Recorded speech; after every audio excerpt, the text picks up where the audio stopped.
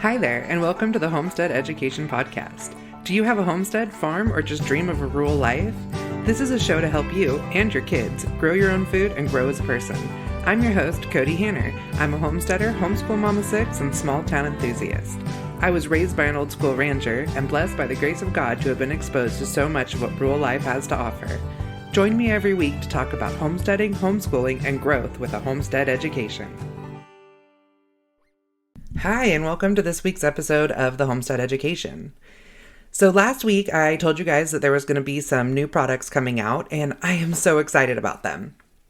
The first one is a digital e-text that is an expert from the Introduction to Homestead Science, my kind of core curriculum, that is just the animal science units.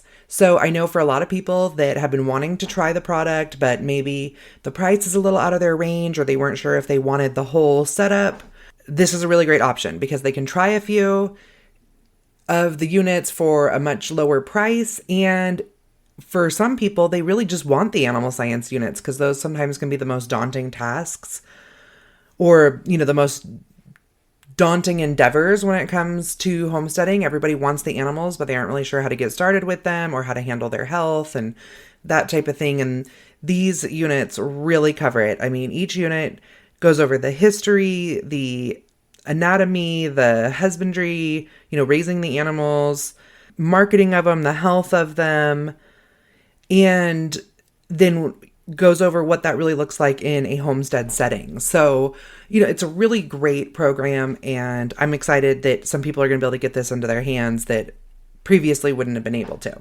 Now, this is only offered as a digital text as of right now, and it contains the whole textbook, the whole workbook, and the answer key and glossary for the whole chapter 2. It also includes my new course, which is a quail incubation course, which is part of this program. So that's a really great package deal to go ahead and get. It has everything all in one. Now, if you're just interested in the quail incubation course, this is something new that I offer, and it goes over all the best practices for incubating quail. Well, actually incubating all poultry. And what we did in our house to be able to, or in our homestead, to not only be able to increase our hatch rates to a consistently over 75%, but also how I marketed these birds and their products to be able to make an extra $1,500 a month for our house. So for those of you that have already downloaded my free money making on the homestead, I do talk a little bit about the marketing, but this course is actually how to incubate the quail, and it has all the best practices, how to make sure your equipment's working, what's the best equipment to buy for your homestead, all of it. So I would definitely go check this out if that's something that you're interested in. It's a really great time to be looking into this course because if you're wanting spring chicks, you need to be incubating them over the next, I guess probably start January, February. So you can either do this course before or while you're incubating. It's kind of set up one step at a time so you don't really miss anything. It's got all the printables that you need to be able to track your incubation. It's a great course. So you can go to my website and check that out. I will also link it in the show notes because I'm doing some updates to my website right now. So some things may disappear and then pop back up a couple days later. So maybe the show notes is the best place for that if you're listening to this right when it's released, which is, mid-December. Now, being mid-December, I want to bring up my 12 days of homestead gift giving. It's, a really great resource on gifts that the homesteaders in your life really want for the men, women, children, and teens. Just really practical gifts for homesteaders, homeschoolers that really aren't going to go to waste. Sometimes it's really hard buying for people that have very particular interests, and you don't want to just go out and pick up something and have it go to waste or have it be a product that they really can't use or isn't the right quality. And so this 12 days of gift giving really gives all that information. And it's not just for Christmas. This is really a year round, because most of the gifts aren't, quote, Christmas-y or winter-y. They are real gifts that these people can use. So go check that out. Again, it'll be in the show notes. 12 days of gift giving. Also, with it being almost Christmas time, remember that I have recently released 9 Homestead stories. These are the stories that are in the Little Learners edition. So if you already have that, you may not want the stories. Or even if you do have it, but your children really loved the stories and your textbook is all cut up now from doing the course, I have all of the books as either a book set or can be bought individually. The book set's a little bit discounted. You get like 1 free if you're buying all 9. Great Christmas gifts, wholesome stories for children that learn they can learn wholesome values while learning about something on the homestead or being in a homestead type setting. They're all, traditional families. They're good stories, wholesome stories, ones that you want to get in your little kids' hands, and that they're funny and they give you guys something to talk about and they're relatable. So go ahead and check those out. Right now, if you buy the whole gift set, which is, the discounted where you get 1 free, you also get all of the stories as an audio version for completely free. It's my gift to you. So, on to the next thing on my list, and that is the Rogue Food Conference. So, my daughter and I, Savannah, we went to Lewisburg, Tennessee last week. That's just south of Nashville, where we went to the Rogue Food Conference. We were vendors there. I was actually really excited to go and get to listen to the talks because the vendors are in the main hall for this event. Unfortunately, due to the popularity of my product and how loud the event was, we really weren't able to hear a lot of what these really great thinkers had to say. I was super bummed out about that. I did get a chance to talk with some of the greats, such as John Moody and Joel Salatin, who are the guys who put this event on. I'm going to go into them a little bit more in a minute. I was really excited to go to this event because the Rogue Food Conference is really all about food freedom. And what that is kind of getting the government out of our food. And I mean, that's not saying that they shouldn't be in it completely. Well, I'm going to go into it a little bit more. But basically, this conference wants people to be able to buy locally more and from farmers that they trust with regenerative practices and that deal with their animals in a way they want to be seen, don't use the chemicals that people want to use. And due to a lot of federal and state laws, although the state laws are a little bit more lenient than the federal, it's really hard to buy from the farms that you want to buy from, buy the products that you want to buy, and it's even harder as the farmer to try to be able to sell those products. So these 2 guys, John Moody and Joel Salatin, like I said, I didn't get to hear a lot of the talks that I really hoped to hear. So I came home and did a little research because in my previous life, I was a food safety specialist. I had originally wanted to work for the USDA. That was my goal when I went to college. Now on the other side of this world, in this more small-scale farming and the homesteading, it's interesting to me that was where I had wanted to be at one point in life. But I think we all have those moments where we see where we really want to be. However, it was my job in these food plants to make sure that they met the USDA requirements. Now, there's a federal code that outlines food safety. From that federal code, there are several companies out there that help facilitate these laws and have their own interpretations of them, such as, I believe it's the American Institute of Baking, there's the Global Food Safety Initiatives, and they basically take these set of laws and interpret them on how they actually look inside of a plant. And that was what my job was to take this set of laws, or to take the interpretation and make sure that the plants I worked in met those requirements to be able to get certificates from these companies like AIB, and I can't remember the name of the Global Food Safety Initiative one at the moment, which it's been a few years since I've worked in this field. And gosh, I'm sure it's changed a lot with all the COVID laws and stuff. So, if there's places that I don't know the answers, I might, just tell you to go look that up for the moment. But these companies needed to be able to get a certificate. The companies I worked for needed to be able to get a certificate from the companies that interpreted the laws in order to be able to sell at a lot of retailers such as Walmart, Costco. Even if the products were going to another company that, say if I worked at a walnut plant and they were selling walnuts to a cookie company, but the cookie company wanted to be able to sell to Walmart, they needed to show that where they got the walnuts from had this certificate.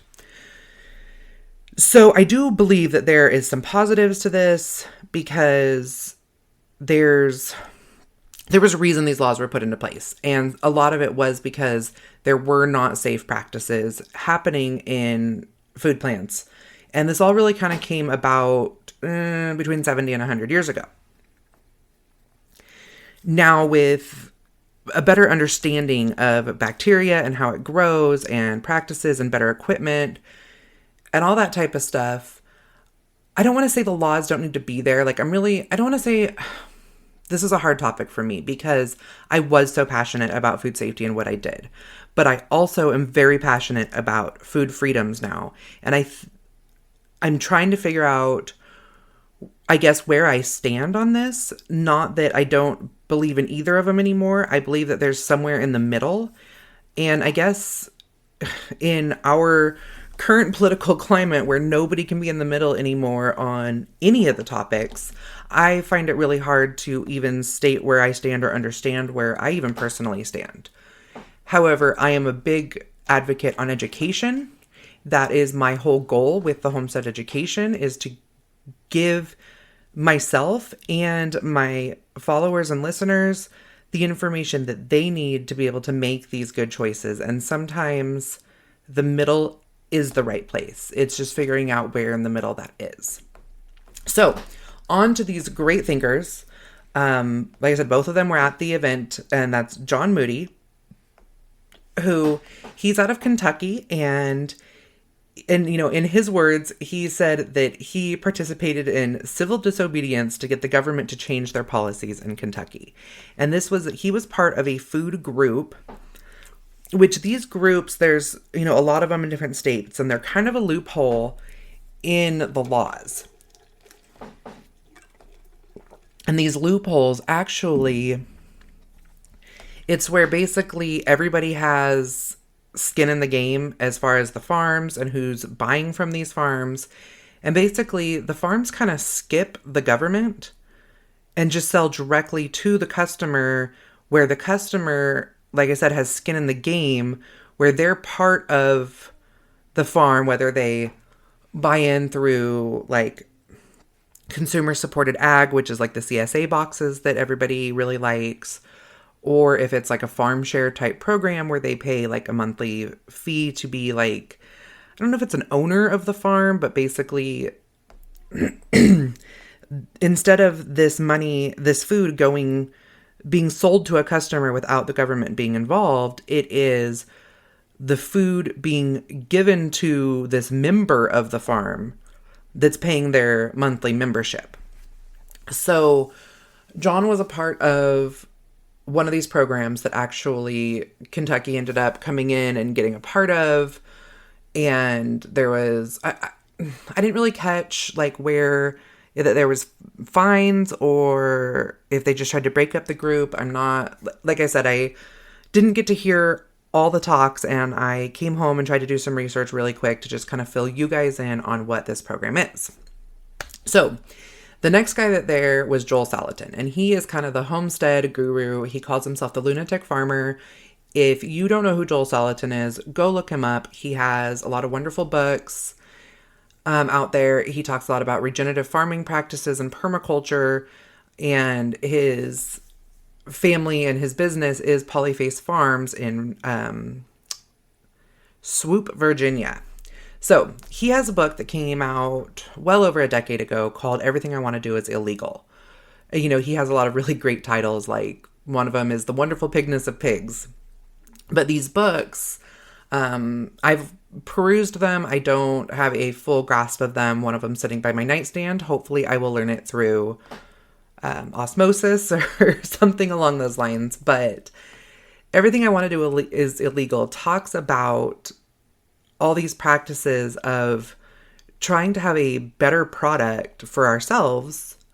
The government just kind of keeps stepping in, and it sometimes seems ridiculous, like raw milk. That's one of the ones that is illegal in a lot of states. Now, you can stand on whatever side you want with raw milk. It's kind of an interesting concept. Back when I worked in food safety, raw milk was like the devil. Like there was constantly articles coming out about how, children are dying from drinking raw milk and these poor practices and stuff. And I just don't think that's the case anymore. And I'm a convert on raw milk. When we bought our most recent homestead in Idaho, we got a cow and we started milking her, and I was pregnant at the time, and I was not going to start drinking raw milk while pregnant, because there is a bacteria called listeria that can cause abortions, or a miscarriage, but spontaneous abortion. Sorry, I work in the livestock field, and that's what they're called in livestock field. They don't call them miscarriage, they call them spontaneous abortions. So don't even want to bring up a whole nother political conversation right now, but I definitely wasn't going to start drinking raw milk while pregnant. So after I had the baby, we pasteurized at home our raw milk, which is still a lower heat pasteurization than what you're getting from the store. So we were still able to get the cream off of it, and we probably weren't killing all of the good bacteria and enzymes that were in milk. What you get from the store is generally ultra high pasteurized, and you cannot get cream from that. And it pretty much everything good that could be in it is dead at that point. Since having my son, we worked raw milk into our diets, and nobody has had any issues, and it's been wonderful. So, like I said, I'm a convert on that. But I think it also comes back to why raw milk became illegal. So, everybody 100 years ago drank raw milk. There wasn't anything else. Raw milk was just what you drank, which was just milk from the cow. Then, I want to say it was the late 1800s, maybe early 1900s. The, baby food, there was these dairies and creameries that would be in downtown big cities like Chicago and New York and stuff. And that is where mothers would get their milk for their babies. Well, these cows did not have good practices because, they were literally dairies in downtown New York to be able to get the freshest milk because, they didn't have the cooling practices and things like that we do now, to be able to get that milk from a farm, say in upstate New York, into New York and have a fresh product to be able to take to these families, or, for the milkman to be able to drop off at the front door. And because of that, because of the poor practices from such small confinements, the raw milk in that case was contaminated. And so they were having a lot of infant deaths. So there's this guy, it was a scientist named Louis Pasteur, and he invented pasteurization, which is heating liquids to a certain temperature. There's a couple of different ways of doing it, like I mentioned before, to kill off the bad bacteria. And this was originally designed for wine, which then is going to sit and ferment for a long time. So, making sure that the bad bacteria is gone before it's given an opportunity to ferment. There's different reasons for that than when it comes to milk. But when babies started to die from it, they started using the process of pasteurization, and babies quit dying. So, I mean, this was a positive thing at that time. Now, with what we know about milk and the cooling practices that we have and the filtration practices that we have and the farm management practices that we have, having raw milk be illegal in a lot of states is not necessary anymore.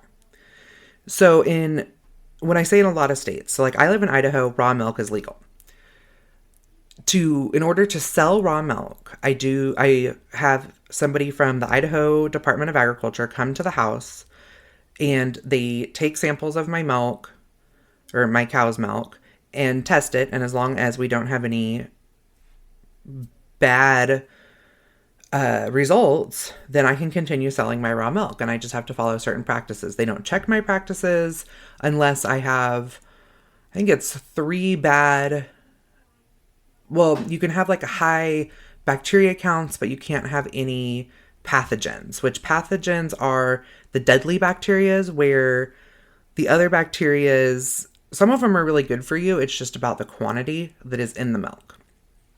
So if I have high numbers, or a pathogen, high numbers 3 times or a pathogen 1 time, they come to the farm and then they go over your practices with you. As long as your labs continue to be clean, then they don't come out and check what you do. So that's a really great program that I feel like they have in Idaho. I feel like there's a little bit of food freedom there. Other states, you cannot sell raw milk at all.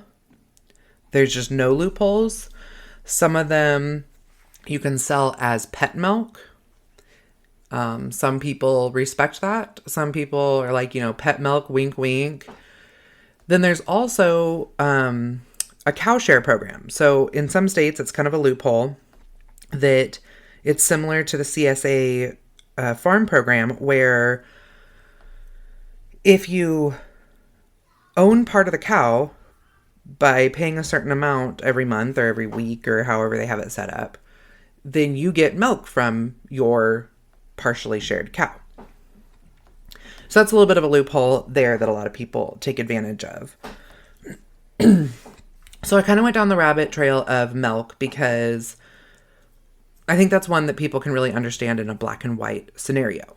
Now, there's a lot of talk that kind of happened a couple years ago, about a year and a half ago, in regards to an Amish gentleman named Amos Miller, who got hit with a $250,000 fine for not complying with food processing laws in his state or federally.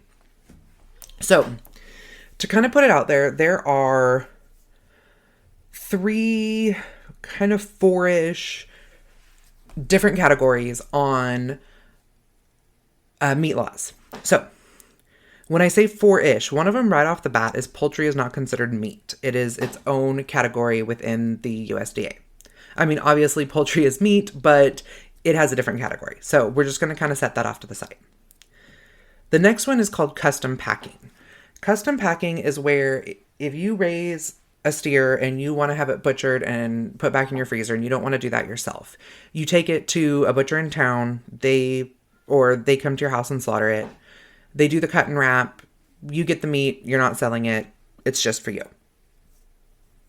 And then the third and fourth is state and federal inspected plants, which are, so a state inspected plant means that there is a vet that works in the plant.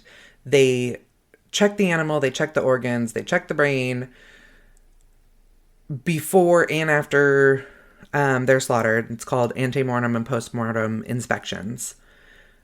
And so with a state inspection, I don't know if it has to be a actual vet. It might be able to be somebody who works under a vet or a USDA inspector. But anyways, they that meat cannot be sold outside of the state, but it can be sold within the state, like in local stores or restaurants and things like that. So that's kind of a nice setup there. Where then there's the federally inspected plants, and they're called the USDA plants, and those are plants where the meat can be sold everywhere. Grocery stores, big grocery stores. It can be transported over state lines. It can be sold off people's farms, which I believe you can do that with the state inspections as well. So there's a loophole to that, which is kind of the whole similar to the cow share type program that we've been talking about. But basically, and I do this a lot on my farm, this is how I actually sell most of my meat, is somebody will buy a pig from me, and then the butcher comes to my house, slaughters the pig, takes it to the slaughter plant, or takes it to the packing, his butcher shop. They cut and wrap it per the customer's specifications, and the customer goes and picks up the meat. So the only time that the customer owned this pig is from the time they gave me the money for it until the time the butcher comes to my house and slaughters it. So it is a little bit of a loophole, but it's legal. So what this Amos Miller guy was doing is he had a situation like that where his customers were buying meat from him. He was having it butchered at a custom packing plant, and then he would get them their meat. But because when he wanted to go to a USDA plant, he found out that they were spraying the meat with a certain chemical. I'm going to circle back to that. So he didn't want to be a part of that. So he used this custom plant, but he had so many customers that wanted this organic non-sprayed meat that he ended up shipping across state lines. So then the USDA actually came in and said, hey, you need to comply with our laws. We'll give you X amount of time to do this. And he signed something to that extent. When he didn't comply in the right amount of time, which this ended up being a 6-year process, he was hit with a $250,000 fine. So when this hit the everything out there, like the news and stuff, it was like, oh my gosh, this guy is just trying to sell quality meat, and he's getting hit with a $250,000 fine. That wasn't technically the case, because there was a 6-year window that he may have been able to fight this under a different way, and he kind of just signed his thing and went about his business. So I'm being a little bit of the devil's advocate there. But I do feel like there's a better way for people to get meat on a mass scale that isn't, not everybody can afford to buy a whole hog. I mean, I sell my whole hogs for $850, and then they have to pay their cut and wrap fees on top of that. Now, it ends up being a really good deal. And they get a good product, that they know how it was treated. They know there wasn't chemicals involved. They know that what medications I'm giving my animals, which I'm open about it. And because sometimes, an animal gets sick and needs an antibiotic, I let them know if that was one of my animals that received an antibiotic. Some people don't care as long as it was done, under proper practices, and that the animal wasn't butchered until after the withdrawal time on this medication, which, antibiotics, I think, stay in the system for 2 weeks. After that, an animal can be butchered and have no traces of antibiotics in their system. But every antibiotic is different. So if you're taking my advice on this, make sure you're checking the bottle of the antibiotic that you're giving your animal and see what the withdrawal time on that is. And there's a different withdrawal time for milk and for meat. So make sure you're checking that. Now, as far as the chemicals that had to be sprayed, that's a really hard one, because all these food plants, and I believe a lot of custom plants, do still spray the meat. Now, what they spray them with is different in every plant. Now, some plants, it's kind of a vinegar solution, because what that does is it kills any bacteria on the meat while it's going to go get hung. Because, beef sometimes is hung for 21 days in a cooler, but you want to make sure that there isn't bacteria on the outside of that meat that's going to sit there and grow. I mean, there has to be a way to handle this. Now, on the flip side, there's like chicken, poultry plants, they will triple wash the carcasses in chlorine and then still come back with pathogens on the meat. So, I mean, there's got to be, like what I talked about at the beginning, there has to be a middle ground on this. And so, the middle ground might be like, okay, yeah, you can spray the meat, but it has to be done with the vinegar, or, I think some plants use like isopropyl alcohol, but it's a very low amount and then it evaporates off really quick. So, I mean, the same with the vinegar, it evaporates off. And so the meat doesn't taste like vinegar, but in the meantime, the bacteria was killed at the beginning. So it's, again, finding that middle ground. Now, okay, so I'm going to cover the antibiotic. Sorry, I am jumping around a little bit because this was just, I really wanted to make sure that everybody was kind of educated, and I wasn't sure how this conversation apparently with myself was going to go.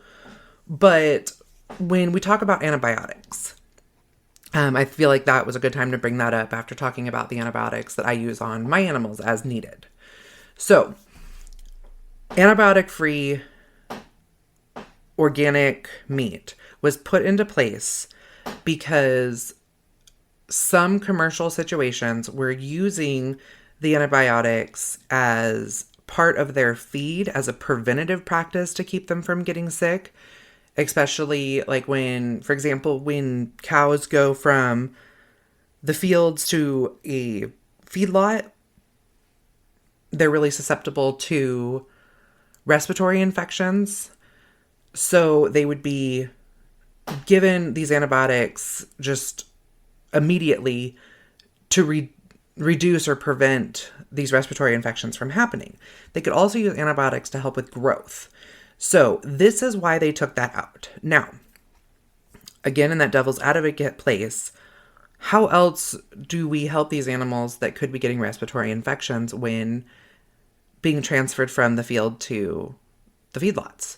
I mean, do we let them suffer through it? Do we go ahead and give them antibiotics and then move them over to what they call a natural herd? Which natural herds is they aren't given antibiotics as preventatives, they're given antibiotics as needed.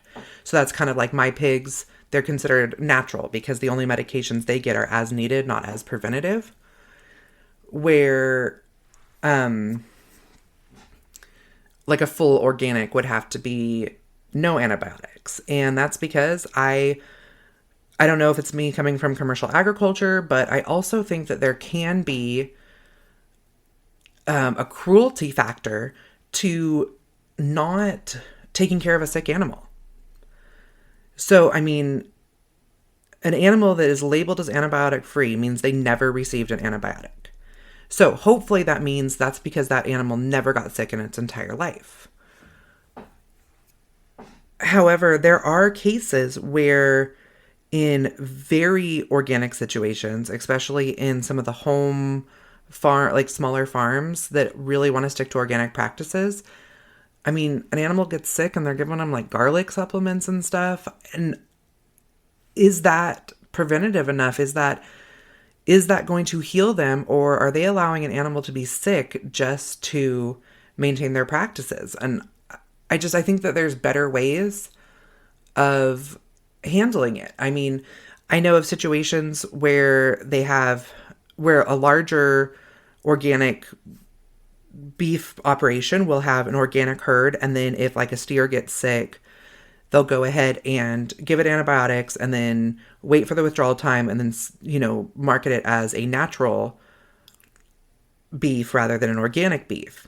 Now, if like a mom cow gets sick, like say she has mastitis or something, she can be given antibiotics and their baby would have to go, I think they have to go natural at that point because they would be drinking milk with antibiotics in it.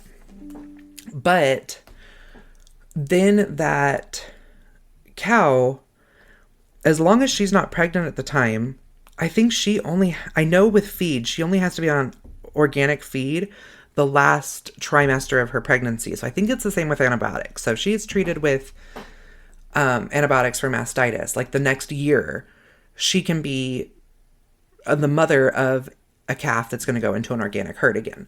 So, I mean, I just feel like there's really different ways, you know, on a dairy, sometimes after they have to treat a cow with antibiotics, they don't want to put her back into production. And so, I mean, there's ways that, you know, that cow can then be sold and a new cow can be purchased, or, you know, they can have a separate line of milk. But in smaller practices, that one cow might be one of only 2 cows that they're selling milk from. And to sell her could be a really big deal. And so rather than treat her with antibiotics, they try to treat her with alternative supplements. And that's where I think sometimes there can be some cruelty. And I mean, I hope that, you know, people aren't coming at me with pitchforks and fire at this point, but it is something to consider. And I mean, like I said, I'm not completely on one side of this fence or the other. I'm more just, let me give you something to think about. Just kind of, you know, moving on in this conversation. Again, I just really wanted to bring about some education, some conversation, maybe something that you want to research further. When thinking about being able to have free food, in the United States, we haven't had free food in close to 100 years. So therefore, we don't believe that we're safe having food that isn't inspected by the government. So, I mean, but as an example with this, Sedgwick, Maine began passing laws within their jurisdiction about free food. Not free food cost-wise, food freedom. And that ended up going all the way to the state level. And the USDA actually came in and said that if they did not rescind those laws, they'd be pulling all federal inspectors from Maine, which would have really damaged the livelihood of so many farmers and made it where they couldn't sell certain foods right inside, like in their own grocery stores if they were federally owned groceries, or not, you know, not federally owned, but owned by companies that have these stores in all the states. So, I mean, this really, it's an issue that there's that much control when the state was willing to still have laws in place. So what a lot of people do is that they focus on the cottage food laws.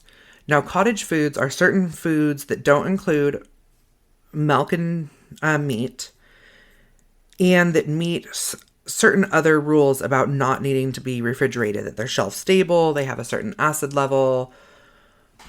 I think even some breads can be sold under cottage food laws because they state the expiration date on them, and they don't need to be kept hot or cold to maintain their safety. I think there's certain states that have more lenient cottage food laws. I'm more versed on Idaho and California, because those are the states, when I was in California, was where I was the food safety specialist. And now in Idaho, I sell food under the cottage food laws. So if there's foods that you're wanting to sell off your farm, or that you're wanting to buy from local farmers or from the farmer's market, cottage foods might be something that you want to look into. And you can just Google those through your state. So something else to consider.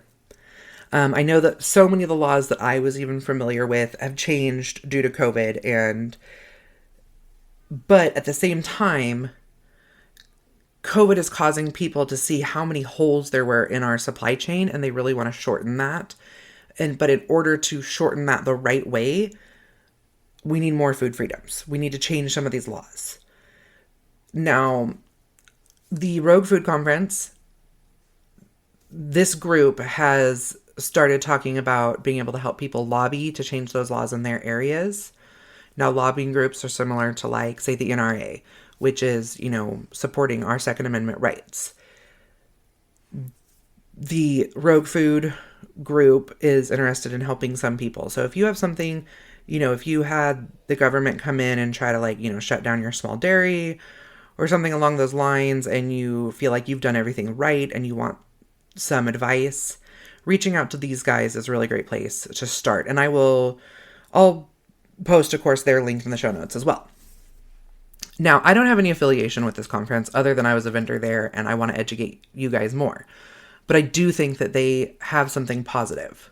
However, if all of the food safety programs were gone tomorrow, would people have the integrity to still produce safe products?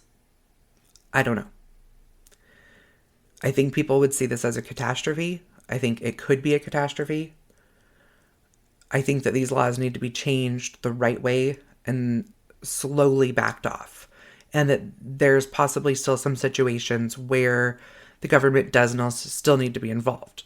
Now, that could be the big food plants because I've seen some crazy things happen in them that I know without government involvement, they wouldn't have been corrected.